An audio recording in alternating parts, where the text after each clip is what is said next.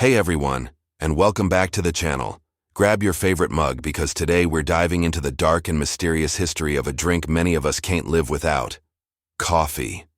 Can you believe this beloved beverage was once considered sinful, even demonic? It's a wild story, so let's get brewing.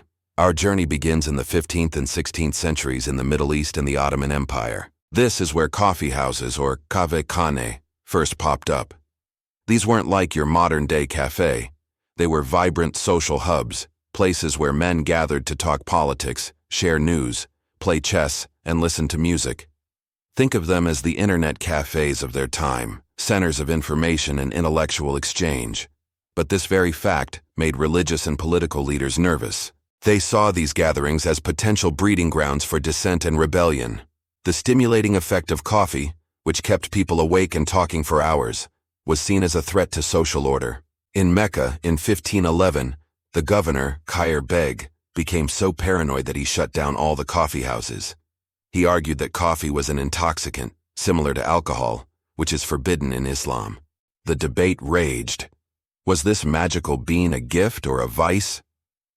Luckily for coffee lovers, the ban didn't last long. The Sultan in Cairo overturned the decision, and coffee continued its journey. When coffee arrived in Europe in the 17th century, it faced a whole new set of suspicions.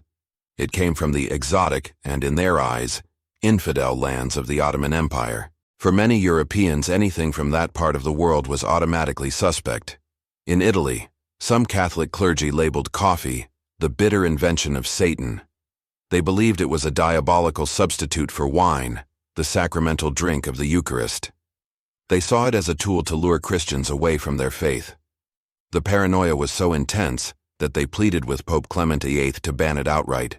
The story goes that the Pope, being a curious man, decided to try the devil's drink for himself before making a judgment.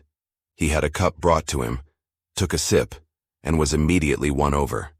He reportedly declared, "Why, this Satan's drink is so delicious that it would be a pity to let the infidels have exclusive use of it. We shall fool Satan by baptizing it and making it a truly Christian beverage." And just like that, coffee received papal approval. The first European coffee house opened in Venice not long after, and the trend exploded across the continent. But the controversy didn't end there. As coffee houses spread to England, they became known as penny universities. For the price of a penny, you could get a cup of coffee and engage in stimulating conversations with some of the greatest minds of the age. Scientists, writers, merchants, and politicians all flocked to these establishments. But this intellectual freedom was, once again, seen as a threat. King Charles II of England tried to ban coffee houses in 1675, calling them hotbeds of sedition, and places where people spread false, malicious, and scandalous reports about the government. His attempt failed spectacularly due to a massive public outcry. People loved their coffee and the freedom it represented.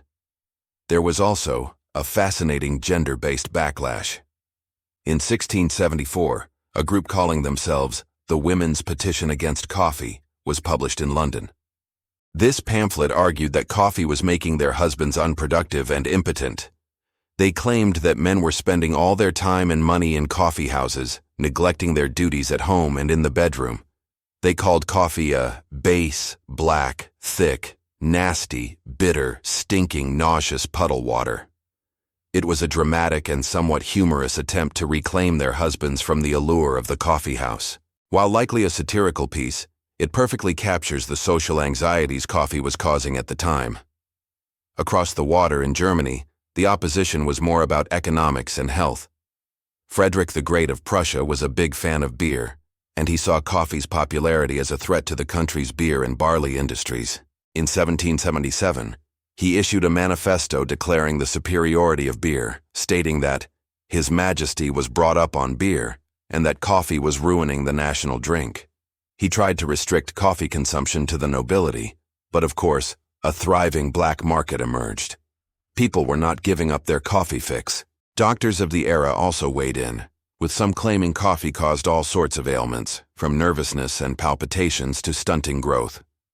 One Swedish king, Gustav III, was so convinced of coffee's dangers that he decided to conduct one of history's first clinical trials. He sentenced a pair of identical twin brothers, both condemned to death, to a strange fate. One was forced to drink several pots of coffee every day for the rest of his life, while the other had to drink the same amount of tea. The king wanted to prove which one would die first. The joke was on him, though.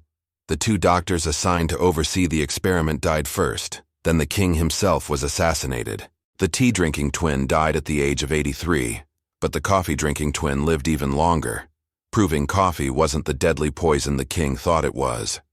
So, from being a tool of political sedition in Mecca, the devil's drink in Italy, and a threat to masculinity in England, coffee has had a truly turbulent history. It was seen as sinful not just for religious reasons, but because it challenged social norms, shifted economic power, and created new public spaces for debate and intellectual freedom. It was a disruptive force. The very things that made it controversial, its ability to stimulate the mind, encourage conversation, and bring people together, are the very reasons we cherish it today. It's a testament to how attitudes can change over time. What was once considered a vice is now a daily ritual for billions around the globe. So next time you're enjoying your morning latte or your afternoon espresso, take a moment to appreciate its rebellious past. You're not just drinking a beverage, you're sipping on a little piece of history, a symbol of intellectual freedom that fought its way to a place of honor in our cups. Thanks so much for watching. If you found this history as fascinating as I did, be sure to hit that like button and subscribe for more deep dives into the stories behind our everyday lives. And let me know in the comments what you think. Could you live in a world where coffee was forbidden? Until next time, stay curious.